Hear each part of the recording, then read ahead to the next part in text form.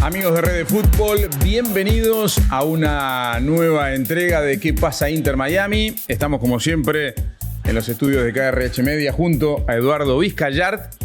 Bueno, poco después de lo que fue una dolorosa derrota, porque siempre duele perder y porque además significa la primera derrota del equipo de Javier Mascherano en este 2025. Ha caído el invicto del Inter Miami y justo en una competencia importante en la que el margen de recuperación es mucho más corto que el que propone la temporada regular de la MLS. ¿Cómo te va, Eduardo? Bienvenido. ¿Cómo te va, Alejandro?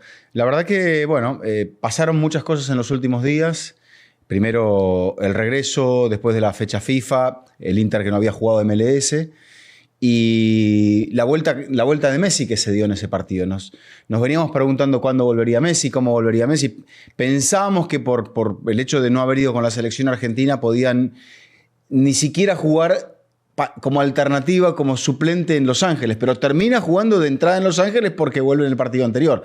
¿Qué habrá habido detrás de todo eso? Solamente los que están dentro de ese círculo lo saben. Bueno, pero hoy vamos a hablar en nuestro episodio de ¿Qué pasa Inter Miami? De cómo se dio el retorno prematuro o antes de lo que nosotros esperábamos de Lionel Messi, lo que significa el impacto de esta derrota frente a Los Ángeles FC, la polémica que tuvo el partido por algunas cuestiones arbitrales y la previa del encuentro del próximo fin de semana frente a Toronto. De todo eso vamos a hablar junto a Eduardo Vizcayart y también con Juan Ballesteros, que en un ratito va a estar en contacto con nosotros. Como siempre les decimos, en el arranque de los episodios, los invitamos a seguirnos en nuestro canal de YouTube, a suscribirse a Red de Fútbol, a darle like a nuestros videos y también a comentar, a interactuar con nosotros, porque lo hemos demostrado, nos cambiamos el testimonio semana a semana de que, respondemos. Que estamos del otro lado. Estamos pendientes de lo que dice la gente. Yo estoy pendiente de lo que decís vos.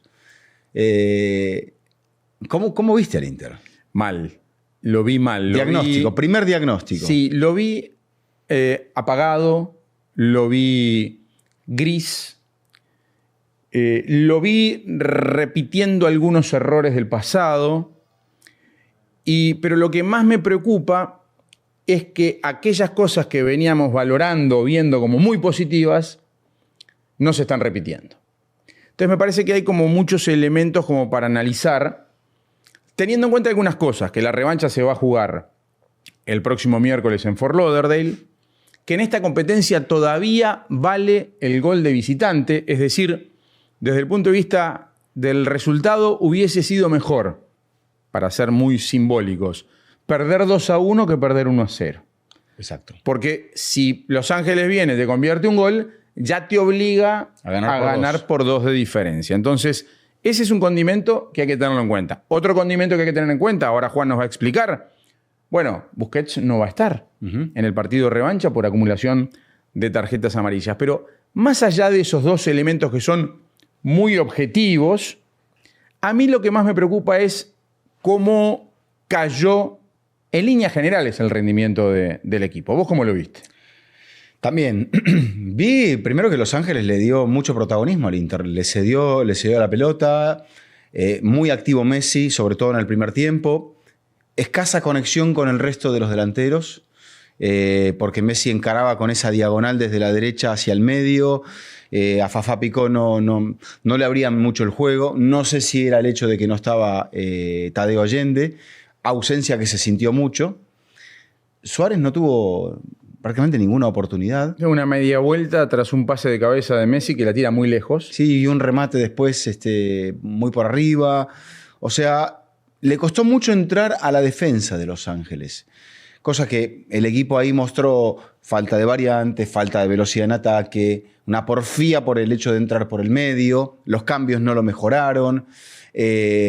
Lo que habíamos ponderado mucho en el comienzo, tanto a Allende como a Segovia. Y yo no sé si es que la eliminatoria le termina quitando mucho. Venezuela se está jugando el Mundial o el repechaje, como quieras decir. Pasó esto con los jugadores paraguayos, sobre todo con Diego Gómez. Y ahora está pasando quizá con el venezolano que no volvió tan bien como estaba antes del parón. Lo que te decía, la baja de Allende. Y el equipo adelante no no se encontró, no combinó nunca bien. Sí, yo creo que ahí hay varios factores. Comparto con que el bajón del rendimiento de Segovia es una de las cosas más marcadas, más llamativas. A eso se agrega la ausencia de Allende. En un ratito Juan también nos va a aportar elementos sobre por qué no estuvo el jugador argentino que lo venía haciendo muy bien. El cordobés. Fafá Picolt me parece que es un jugador que, teniendo otras características, es mucho más previsible en su juego. Y a esto yo le agrego... Es otra dinámica, me parece. Sí. El argentino, por ser más joven, está en otro punto y que creo que él se complementa mucho mejor con los dos veteranos. Acá tenés a 3 veteranos. Y yo creo que es más creativo, además, ¿no? Creo que es más creativo. Yo creo que Fafá apuesta más a su velocidad, pero que cuando no le sale lo que él intenta, no tiene plan B en la jugada. Me parece que en ese sentido es más creativo Allende. Pero además de lo de Segovia en el rendimiento individual, ¿qué creo que falló ayer el Inter en la propuesta ofensiva? Lo vi como un equipo hemipléjico que siempre fue mirando hacia la derecha. Es decir, Jordi Alba dejó de ser aquel jugador que llegaba con desborde a la última línea y te ponía algún centro de gol. Se está dejando de ver. Claro, cuando Segovia vuela, pasa inadvertido es ese cambio de la dinámica del juego del Inter Miami. Pero como Segovia no funciona, o no funcionó en esta última presentación notoriamente, yo extrañé el Jordi Alba del año pasado. Y agrego, no sé qué le pasa al Español, pero lo veo siempre muy pendiente de los duelos personales, de pelearse con los jugadores, de casi que ir a la provocación, al choque, hablarles. Sí. Es decir, ayer tuvo un encontronazo con Under y que él la quería seguir. Ya cuando el árbitro le había advertido verbalmente, es decir, lo veo como demasiado manijeado. ¿Sí? Y me parece acelerado. Me parece que en esa dinámica pierde. Sí. Pierde él. Pierde claridad, pierde la calidad que él tiene. Y pierde el equipo. Entonces, comparto que Messi fue el que la quiso. Pero claro, cuando Messi la agarra en la zona en la que la está agarrando, y ya sabemos que individualmente no puede resolver todo como antes lo hacía, y necesita descargar antes de tiempo, bueno, ahí es donde veo que el volumen ofensivo, la oferta, la variedad, no aparecía. Sí. No estaba. Fafá estaba siempre abierto a la derecha, pero el Inter no tenía un jugador abierto a la izquierda que hubiese hecho que esa amplitud de ataque... Que sea simétrico. Hay veces no vas a ser simétrico, pero ¿qué es lo que él generalmente está buscando ahora con Jordi? Que Jordi no haga recorridos tan largos. Correcto, porque que vaya por adentro. Desordena mucho, su regreso es más organizado, desordena mucho la defensa y evitar esas contras, que esos revolcones terribles que le pegaban al equipo, que aquí creo que, salvo 1 o 2 ocasiones, generalmente lo tomaron bien parado. Claro, pero eso lo valoramos como algo positivo, ¿te acordás? ¿Pero por qué lo valoramos como algo positivo? Porque Segovia estaba funcionando muy bien. Claro. Porque la dinámica ofensiva era muy pareja entre Allende y Segovia. Y eso ayer no lo tuvimos. Sí. No lo tuvimos porque el equipo va mucho por derecha y porque Segovia no funcionó. Y claro, y vos decís, bueno, si Segovia no funciona, tenés que tener también quizás la flexibilidad de que Jordi Alba pueda volver a ser el Jordi Alba que nos regaló muy buenos minutos y muy buenas cosas en materia ofensiva en la temporada anterior. Sí, creo que lo de Alba como extremo, ¿no? Me parece que es lo que el equipo... Habrá partidos en los cuales vas a necesitar eso, que Alba vaya por dentro porque la amenaza de un contragolpe, porque tiene un extremo que le va a jugar, que lo va a exigir mucho más defensivamente. Pero hay otros partidos donde... ahí está la capacidad de adaptación del propio equipo y la corrección ante ciertas situaciones. Como decías, Segovia no estaba bien, volvemos a lo mismo. ¿Cuál era la posibilidad de recambio? Taylor, que es un poco más para jugar más abierto, más vertical, más incisivo. Y que de hecho lo puso en el segundo tiempo. Pero tampoco funcionó. Busquets estaba muy lento con la pelota, trasladando de una manera... no encontraba esas líneas de pase y esa eficacia que él puede encontrar. Es que todo el equipo fue lento, ¿no? Cuando salía... veías que había como mucha tranquilidad, que no me parece mal. Yo creo que hubo como una apuesta por el empate. A mí me parece que hubo una apuesta el por gol rompe el partido en el sentido. Y que tampoco es eso, que al pesar el gol de visitante, el 0-0 tampoco era un buen resultado. Sí, porque después el 1-1 no te favorece acá. Exacto. Pero a mí me parece que el equipo se sintió cómodo en el primer tiempo, teniendo en cuenta que Los Ángeles tampoco ofrecía mucho en materia ofensiva. Exacto. Fue como un primer tiempo muy chato. ¿Sí? Muy chato. Giroud no jugó, jugó Ordaz, que también tuvo un protagonismo importante. Por partida doble, Sí, vamos a hablar de la jugada polémica, pero además es el autor del gol. Atención que es un chico que fue jugador revelación de la Nations League de la CONCACAF, ¿no? Es un chico que está tomando minutos en la MLS, que es protagonista. Pero me parece que el equipo estuvo todo lento. Plano, muy plano. Todo lento. Muy plano. ¿Y qué es lo que no me gustó? Que cuando recibe el gol, llega el mejor momento de Los Ángeles. Porque realmente estuvo más cerca el 2-0 del equipo de Cherúndolo que el empate del Inter. Hasta el gol, el partido era del Inter, la iniciativa era del Inter. Messi es como si el AFC lo estuviese mirando, lo dejó jugar, le dejó tocar la pelota, lo dejó hacer. No, el equipo no encontró la manera de hacerle daño. Lo dejó hacer, pero lo esperó bien, ¿no? Sí, es sí, decir, siempre lo marcaron escalonado, como hacen la mayoría de los equipos, pero siempre cuando llegaba el momento del punch final, Messi no estaba bien plantado. No, aparte de esa cosa tosuda de insistir. Y cuando el equipo llegaba a posición donde podía, en el borde del área, lo típico, empieza a abrir el juego porque llegó tocando. Luego las descargas no eran buenas. Estaba para que el primer tiempo terminase con un gol del Inter. Y no fue así. Los tiros libres. Bueno, de hecho, como que las cartas de gol venían en un par de tiros libres que tuvo Messi muy bien ubicado, que no pudo definir, pero es decir, era como que se abría la posibilidad del gol cuando había un tiro libre cerca del área. Sí. Volvemos a lo mismo. Creo que el equipo pensó el partido más bien como si, no sé, esa es la sensación que me dejó, si se tratase de un partido de la temporada. Y es un partido de eliminación directa, donde si haces mal las cosas en la ida, llegas muy presionado a la vuelta.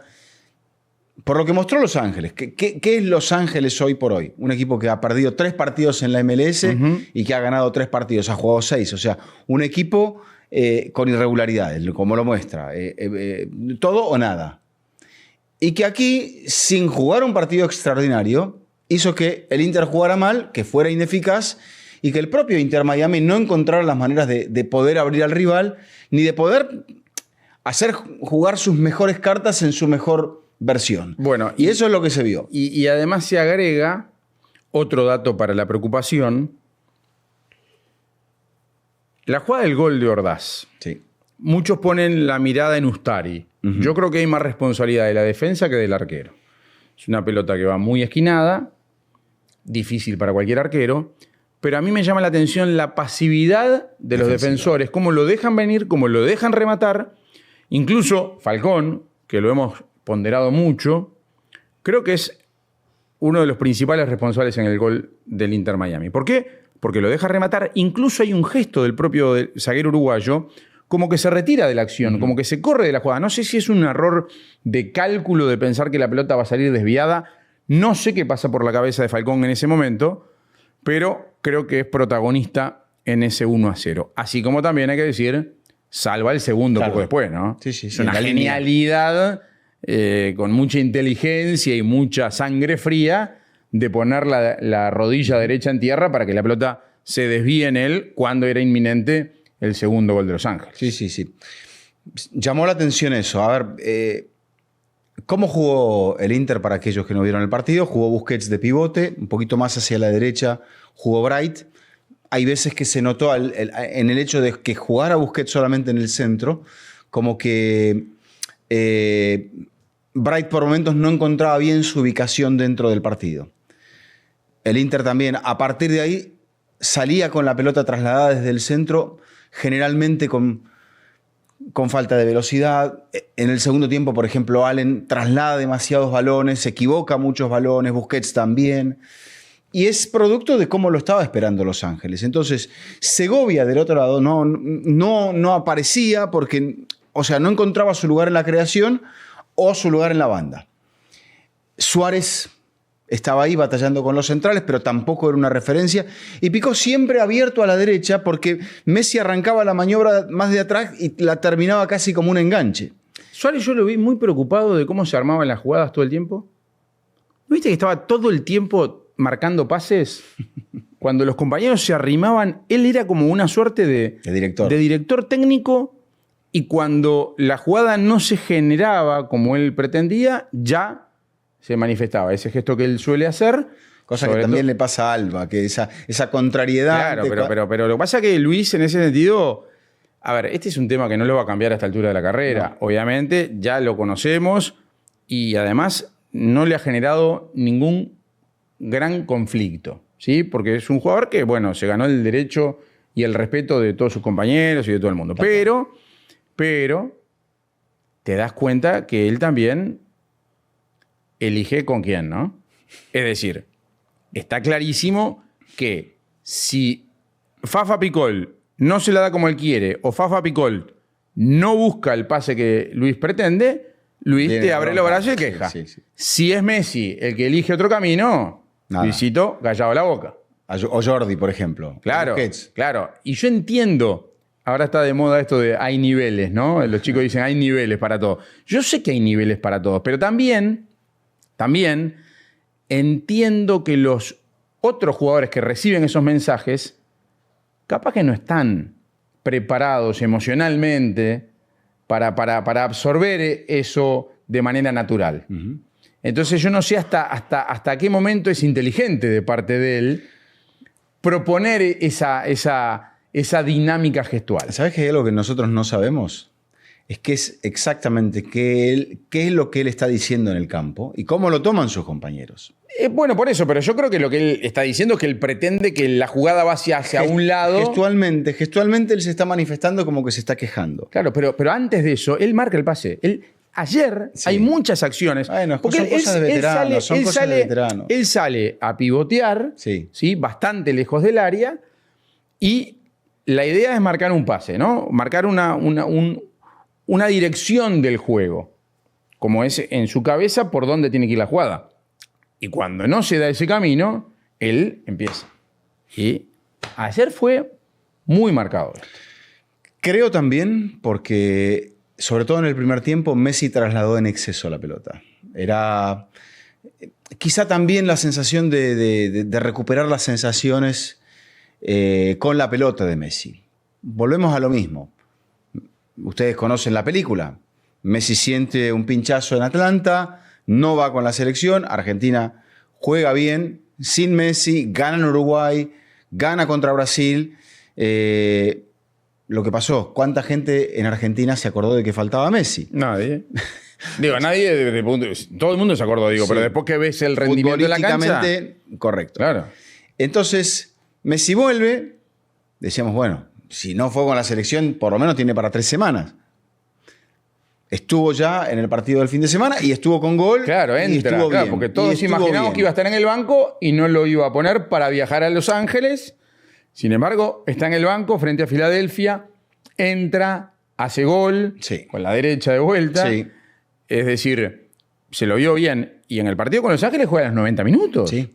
Termina bien, más allá de que no termine bien futbolísticamente el equipo. O de que él no estuviera bien futbolísticamente. Que no estuviera bien físicamente, se lo vio perfecto. Es decir, no acusó. A lo Messi, dosificando. Está bien, pero no acusó dolor, no se quejó. Bueno, siempre tenía como ese gesto. Bueno, pero ahí sí me parece más vinculado a la frustración de lo que pasaba que de una cuestión física, ¿no? Es que si la hubiese tenido tampoco lo sabríamos. Es probable. Ahora, es bien inoportuna la derrota, ¿no? Pero obvio que nunca es oportuna la derrota. ¿Pero a qué voy? Si hubiera perdido contra Philadelphia Union el otro día, tenés camino para recuperarte. Totalmente. No pasa nada. Ahora, perdés otra vez en la Champions. Vuelve la presión. El margen de error es casi nulo. Por eso digo que es bien inoportuna la derrota, porque te pone contra la pared en un momento en el que vos venías tranquilo. Uh-huh. Y este bajón del rendimiento, comienza a abrir un montón de interrogantes, ¿no? Es que venía demasiado bien el camino. Todos pensábamos que por lo que se vio en el primer tiempo, el Inter está jugando en Los Ángeles, parece superior, el rival entiende que le va a ceder la iniciativa y que esa es su manera de encontrar el partido, lo cual también me parece bastante arriesgado, porque si ya le cediste la iniciativa jugando en Los Ángeles, ¿qué va a hacer aquí? Y tampoco no es un equipo como que se vio tan bien al contragolpe. Encontró la jugada del gol, después se encontró esa donde salva Falcón, pero no fue un equipo de ataque sostenido, no fue un equipo de elevar el ritmo del partido. Es como que lo dejó hacer al Inter y se encontró con una mala noche del Inter, con una noche sin variantes. Y a la larga, decís, hay algo bueno y hay algo malo en la derrota. Lo bueno es ese despertador para el entrenador, para los jugadores, para decir, si jugamos a media máquina, en este torneo sobre todo, no nos va a alcanzar.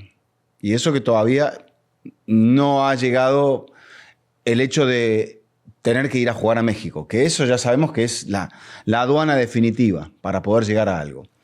Y no perdiste contra un rival que sea superior.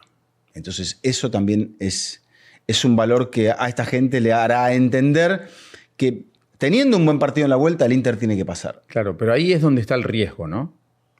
Que no te pase lo de Atlanta, ¿no? No, pero además, no solo lo de Atlanta. ¿Cuál es el riesgo? Que se repita lo del año pasado en el tema Champions Cup. Pero sería mucho más duro para el Inter quedar eliminado frente a Los Ángeles FC que lo que pasó en la temporada anterior, donde perdiste frente a Monterrey. A Rayados Monterrey, con esto que hablábamos del fútbol mexicano, la diferencia de momentos de la temporada de cada uno, etcétera, etcétera. Ahora ese argumento no lo tenés. No. Entonces, por eso digo que es bien inoportuna la derrota, porque te pone en un escenario muy incómodo ante un rival. Yo no voy a ningunearlo a Los Ángeles FC porque es un rival que el año pasado hizo una buena temporada, que tiene jugadores importantes. Ojo con David Martínez, el venezolano, sí, que seguramente aquí puede ser protagonista si, como imaginamos, la propuesta va a ser de salir a contragolpear. Tiene en Buanga un jugador muy rápido y en David Martínez otro jugador muy peligroso. Por eso digo que, bueno, son esas instancias que también está bueno que se presenten, ¿no? Es decir, bueno, ¿para qué estás? Y ahora estás contra la cuerda. Tenés que demostrar, y me parece que es muy interesante lo que va a pasar el próximo miércoles en el estadio. Ahora, ¿cómo influye esto en lo otro? Partido del fin de semana, frente a Toronto, un Toronto que no da pie en bola. No. Entonces, hay que ver cuál es la estrategia de Mascherano. Rotar. Y yo creo que sí. Yo creo que tiene que cuidar mucho, ¿no? Lo importante, el filet mignon se come el miércoles. No, acá es sacar adelante el partido contra Toronto. Ganar, empatar, a la larga, habrá, como decías, habrá tiempo para recuperar. Quiero volver a otra cosa. Estamos en cuartos de final de un torneo continental. Si bien esta CONCACAF Champions Cup va cobrando ahora con el hecho de que la está jugando el Inter Miami, porque siempre para los mexicanos fue importante, para los equipos de la MLS en un momento, sobre todo al principio, no lo era tanto. Pero ahora sí, es situarse dentro de un mapa futbolístico distinto, la repercusión que genera a todo nivel esta competencia, que ya no es la Leagues Cup, es otra cosa. Tenés que ir a México, ida y vuelta, gol de visitante, pero estamos jugando cuartos. O sea, quizá la gente piense, el que no sigue habitualmente el fútbol de esta parte del mundo, bueno, pero es un torneo que no tiene tanto nivel. Pero igualmente son cuartos de final. Posicionate en cuartos de final de Copa Libertadores, posicionate en cuartos de final de Champions League. Son partidos bravos, son partidos que no podés cometer errores, no te los podés tomar a la ligera. Y eso es un poco lo que hay que destacar de esto, ¿no? O sea, entiendo que en algún momento lo tenés que poner a Messi para que Messi tenga más minutos. Pero pienso también en eso, que el equipo, con la inserción de Messi, al final era capaz de dar otra cosa, porque trabaja los partidos a otro ritmo desde el comienzo. Y me parece que al equipo le faltaron una o dos marchas más para poder desequilibrar a Los Ángeles, que Los Ángeles estuvo muy cómodo en toda la noche.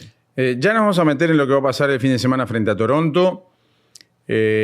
Vamos a hablar de la polémica, porque los arbitrajes siempre están en la mira, tanto en la MLS como a nivel de CONCACAF. ¿Qué pasó en ese momento entre Ordaz y Falcón? Si debió ser expulsado o no. ¿Qué pasó con Busquets? Si debió ser expulsado o no.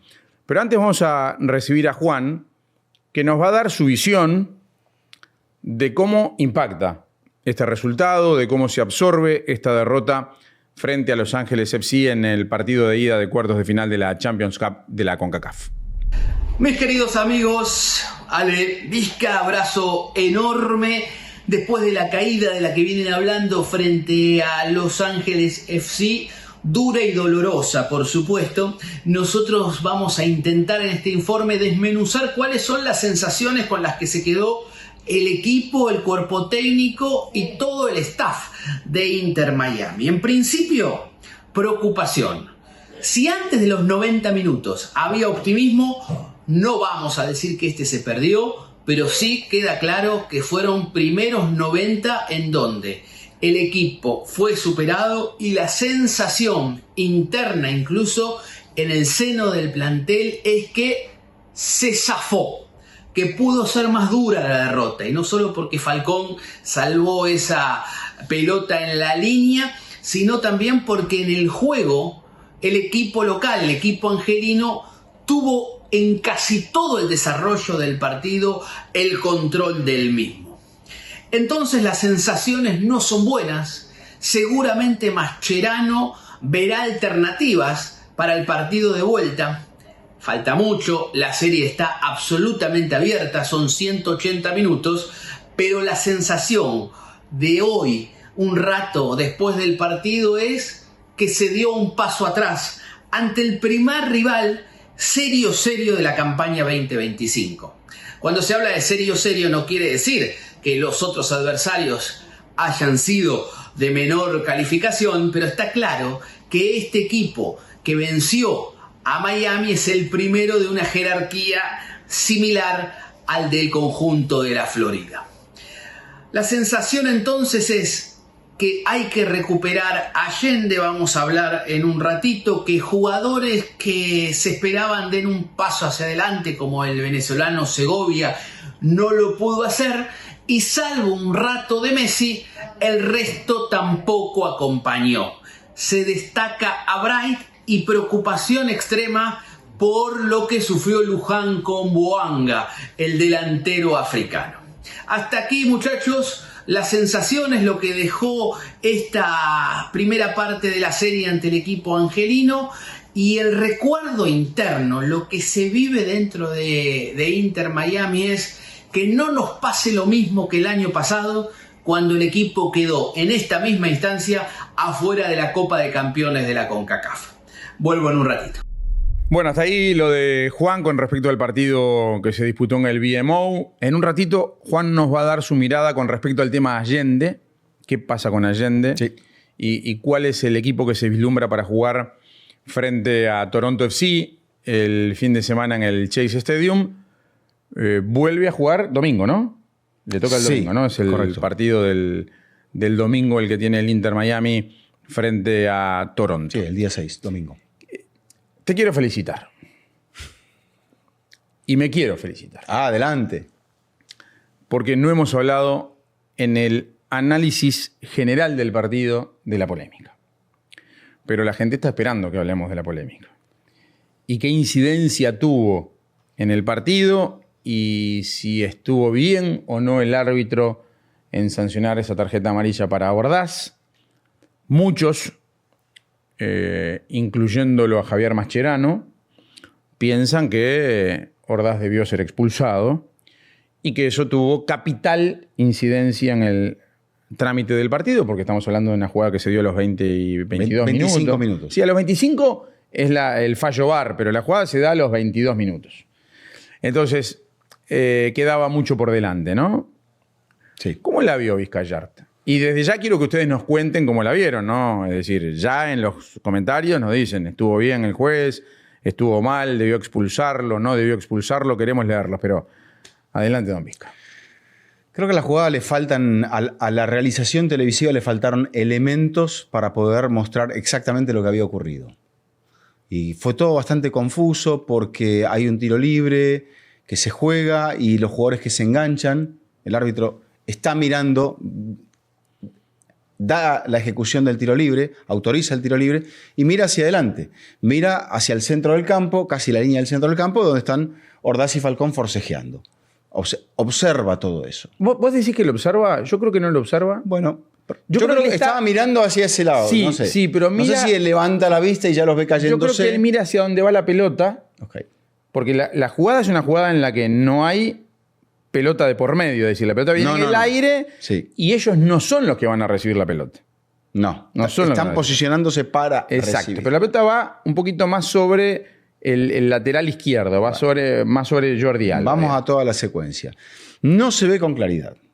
Después se ve, o sea, el realizador nos empieza a mostrar otras cosas y en un momento vemos al árbitro correr hacia el monitor. No sabíamos qué estaba pasando. Lo llamaron del VAR. Sí, no sabíamos qué estaba pasando. Okay. Y cuando lo llaman, le meten una imagen, pero no le meten toda la secuencia, por lo que se observa. Entonces, después hay que tratar de rescatar toda la secuencia con los cortes de cámara, que no fueron los más efectivos.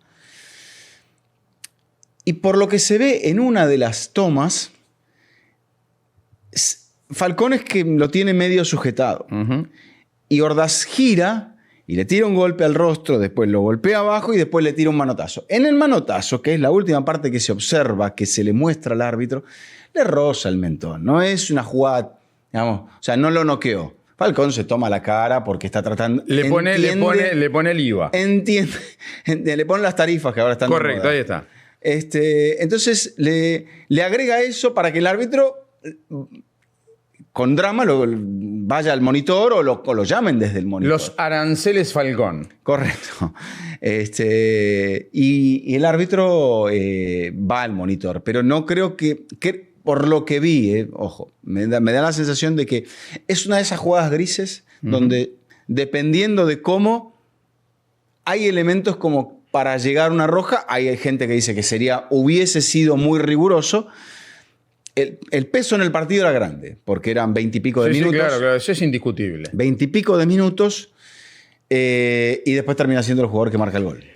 Eso es otra cosa, sí, es una casualidad. Yo creo que si el árbitro hubiese visto la incidencia en tiempo real, probablemente hubiera sacado tarjeta amarilla a Ordaz y nadie hubiera reclamado nada.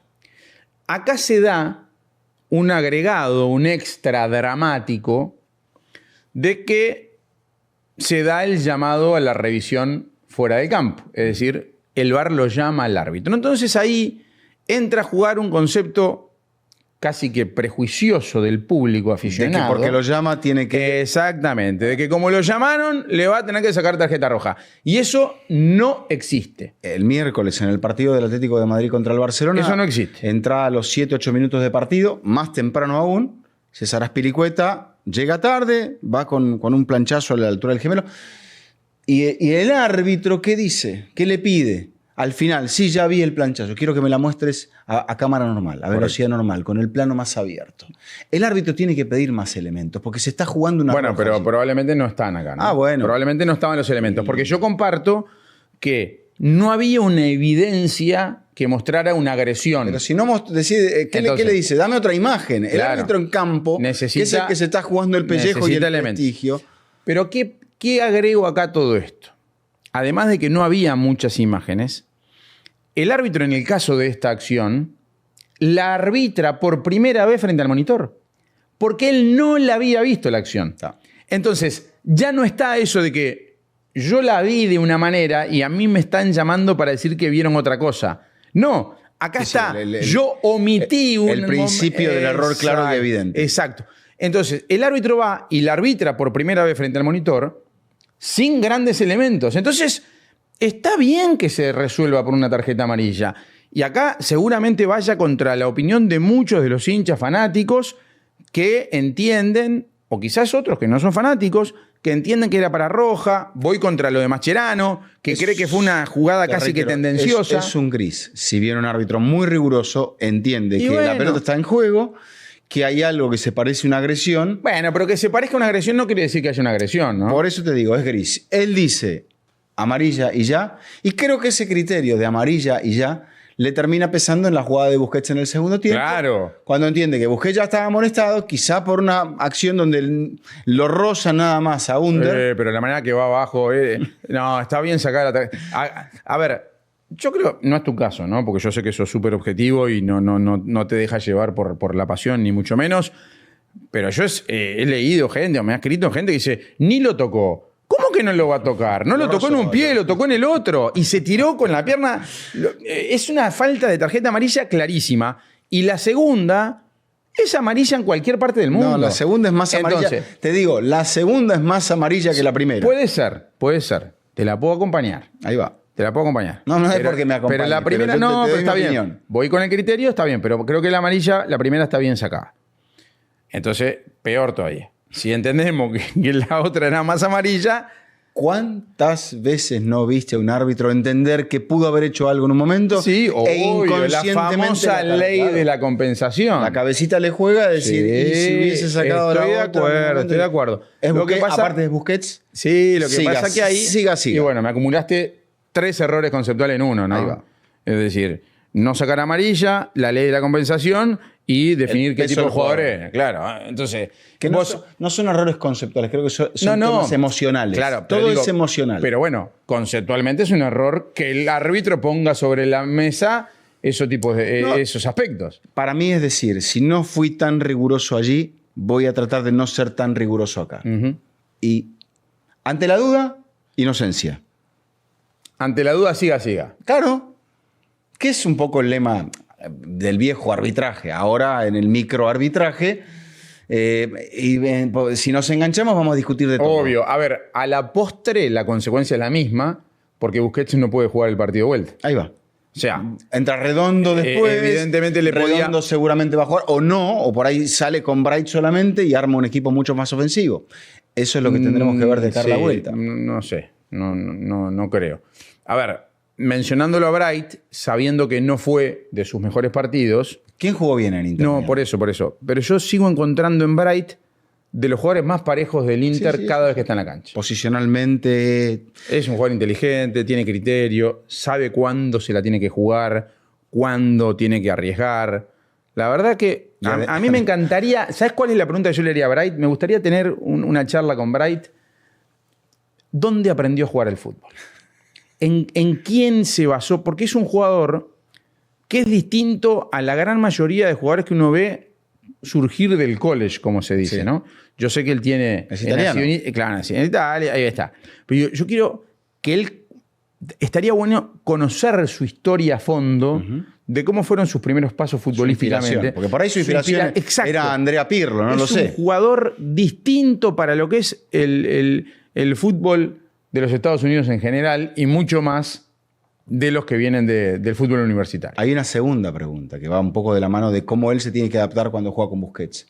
¿Dónde él rinde más? Y yo creo que rendiría más en esa posición donde está Busquets de ser el pivote solo. Es un descubrimiento del Inter de la temporada pasada que evidentemente, como bien decís, está por encima de la media de lo que se ve de jugadores en la posición y desde el lugar donde viene surgiendo.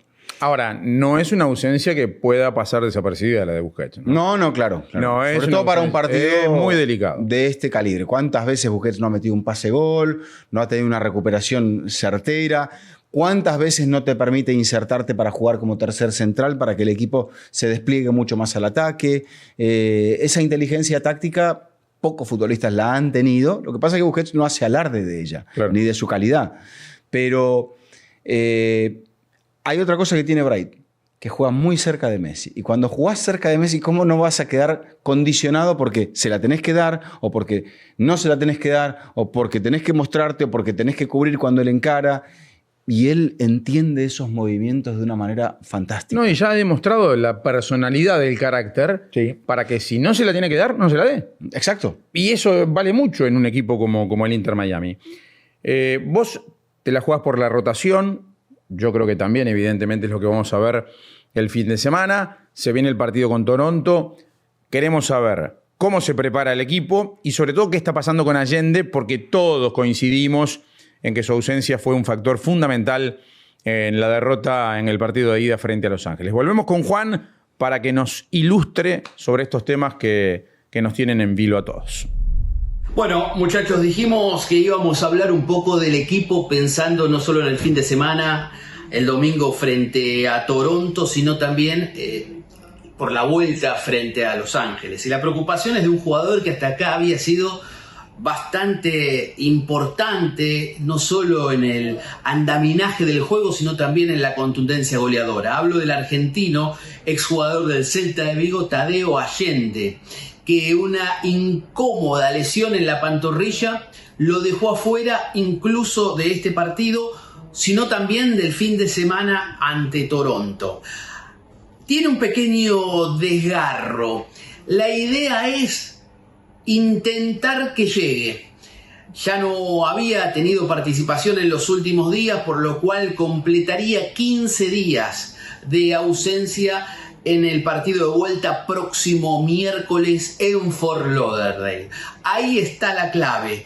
En estos días Mascherano seguramente va a dar un reporte, un informe respecto del jugador argentino y por ahí va a pasar el tema pensando en el partido de vuelta. El fin de semana seguramente habrá rotación, la expectativa está puesta en el juego del próximo miércoles, por lo cual con una MLS en donde el equipo está cómodamente tranquilo, ubicado en la tabla de posiciones en lo más alto, esperemos muchos movimientos pensando en el descanso de los jugadores, evitando lesiones, incluso de Messi, y varias cosas a tener en cuenta. Además de Allende, Busquets otra vez suma amarillas y se pierde el juego del próximo miércoles. Es decir, ausencia importante la de Busquets y la posible ausencia de Allende, aunque van a hacer todo lo posible para que el argentino llegue. Bueno, regresamos ya en el tramo final del episodio de hoy, Don Vizca. Creo que vamos a coincidir todos que es buena cosa que nos toque Toronto. Lo habíamos hablado el otro día sin tener en cuenta el resultado, ¿no? Pero ahora más aún, es decir, si perdés no pasa nada en relación a lo que es la proyección del campeonato, pero sí necesita el equipo como recuperar confianza, ¿no? De cara al partido de revancha del miércoles. Hay algo muy positivo que está en el hecho de haber comenzado bien la temporada, te quita presión, te permite esto, rotar el otro día en el partido, incluso contra Filadelfia. Es un equipo bastante distinto al que jugó en Los Ángeles. A Los Ángeles tenés un viaje largo, esta gente no viaja en vuelo de línea obviamente, pero son 5 horitas importantes, el cambio de uso horario, todo pesa, es un partido diferente, quizá también la climatología, porque Messi ya había jugado allí contra el Galaxy y contra el AFC. Había jugado bastante bien en la primera temporada de él contra el AFC antes de lesionarse. De hecho, juega con el Inter y después va con la selección y creo que ya vuelve lesionado. Y había jugado muy bien en ese partido y estaba motivado. Aparte te va a ver mucha gente... Bueno, ayer viste lo que fue, ¿no? Sí, sí. Ayer estaba Becky G, estaba Stephen Curry. Sí. Estaba Scaloni. Estaba Scaloni, estaba Butler, estaba Lionel Richie. Sí. Estaban todos, es decir, cada vez que aparece Messi en Los Ángeles... Aparte que tuvo un acto con la FIFA y demás, o sea, cosa que no había estado aquí. Un pequeño matiz. A ver. Te corrijo. Adidas. No era un evento... Exacto. No era un evento... Sponsor oficial no era un evento institucional de la FIFA, sino que era un evento... Pero estaba el presidente de la FIFA. Sí, porque es sponsor oficial. FIFA, claro, sí. Un partner. Pero es verdad, es la primera aparición así vinculada directamente, además con la copa en la mano y todo, ¿no? Sí. Esa imagen que dio vuelta al mundo. No lo hemos hablado hoy, pero han pasado ya 20 días desde que nosotros pusimos un poquito el tema sobre la mesa. Tiramos el órdago ese. Exacto. Y me parece que el humo blanco está a punto. Está cerca. Está a punto de aparecer. Estamos en la plaza de San Pedro. Bueno, no, porque no se meta con eso. Generalmente viene asociado de un elemento trágico. Por eso, y además justo el contexto es adverso. No, dejémoslo. Puede pasar como con el otro papa, que no sea un tema... Correcto. Sí, está bien, pero en este caso justo... El señor todavía está vivo. Exacto. Bueno, pero el humo blanco podría estar por... Podría darse. O sea, El humo rosa, ¿no? El humo rosa. El estadio avanzando. A ritmo desenfrenado. Bueno, quizá esta semana con el hecho de, si se da, si es una semana feliz, el equipo puede tener doble felicidad. Avanzar las semifinales y después, bueno, ver qué pasa con Messi. Bueno, nosotros estamos pendientes, como siempre, de toda la actualidad del club. Los invitamos a que se suscriban a nuestro canal de Red de Fútbol, a que den like a nuestros videos, que hagan correr la voz. Y en el caso de hoy, vamos a leer los comentarios. La consigna pasó más fácil por esa polémica que tuvo el partido. Si ustedes están de acuerdo con la decisión del árbitro de la amarilla para Ordaz o creen que debió ser expulsado el jugador de Los Ángeles FC, también que nos dejen su visión sobre cómo la ven para la revancha, si esta derrota puede implicarle un gran problema al equipo de Mascherano o Los Ángeles FC va a ser, en definitiva, una cuestión del pasado y nada más. En el contexto, jugados los 4 partidos de la ida de los cuartos de final, solamente 3 goles, el de la victoria de Los Ángeles, 1-1 en la misma llave, del mismo lado, Vancouver de local frente a Pumas. O sea, el que gane aquí entre Inter y Los Ángeles Fútbol Club va a jugar contra el ganador de Vancouver y Pumas. 1-1 en la ida, ¿no? Y del otro lado, doble 0-0 en uno de los clásicos de la capital mexicana, América contra Cruz Azul y Galaxy de local contra Tigres también 0-0. O sea, muy poquitos goles, mucha especulación. Creo que del lado donde está el Inter, el camino hasta la final no es complicado. Y que se puede llegar a dar una final. Bueno, vamos a dejarlo ahí. Sí, la verdad. Sí. Primero pasemos por el miércoles. Sí, hay que pasar por el miércoles, hay que pasar por la semifinal y después hay que hablar de la final. Desde ya los invitamos. América que también está viendo ahí, después de la decisión de la FIFA por la... Sí, ¿qué pasa con el cupo de León? Multipropiedad de León y Pachuca. Disputar un partido, creo que es con el AFC con Los Ángeles, y América. Sí, hay que ver si eso se oficializa. Totalmente. ¿No? Pero es un tema que queda por resolver. Hasta acá llegamos. Desde ya les adelantamos que la próxima semana vamos a estar pegadito al partido. Vamos a hacer un esfuerzo haremos nuestro de KRH, un esfuerzo de producción. Nuestro post partido desde el Chase Stadium. Ojalá que después de la clasificación del Inter a las semifinales de la Champions Cup, pero si no nos toca avanzar, bueno, también estaremos en caliente con las repercusiones. Claro. Bueno, ahí que la gente esté pendiente. Hasta la semana que viene, Vizca. Hasta la próxima. Gracias como siempre a Santi, que pone todo el esfuerzo para que ustedes puedan recibir este producto. A Juan, que está del otro lado y que pronto lo vamos a tener aquí en el piso. La gente lo está esperando y pronto lo vamos a tener. Que pasen bien. Será hasta la próxima. Chao. Hola, ¿cómo están? Soy Carmen Boquín. ¿Te gusta todo el contenido de Red de Fútbol? Bueno, te invito a que te suscribas, actives las notificaciones y así no te perdás nada de todo lo que te traemos. ¡Chao!